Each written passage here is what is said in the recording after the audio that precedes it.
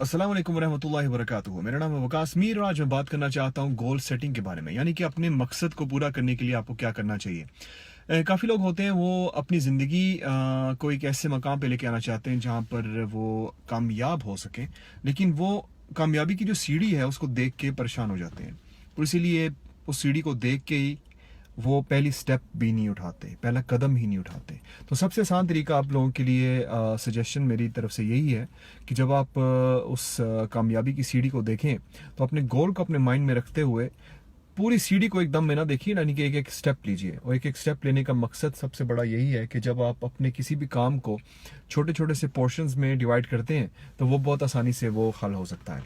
तो इसलिए जब आप अपनी कामयाबी की सीढ़ी को अपने सामने देखें, आप किसी अच्छे से काम में बहुत ही कामयाब होना चाहते हैं, आप किसी कंपनी के मालिक बनना चाहते हैं, आप चाहते हैं कि आपका बिज़नेस जो है बहुत आगे चला जाए, तो वो एक दिन में तो होगा नहीं। आपको स्टेप बाय स्टेप सब कुछ करना पड़ेगा।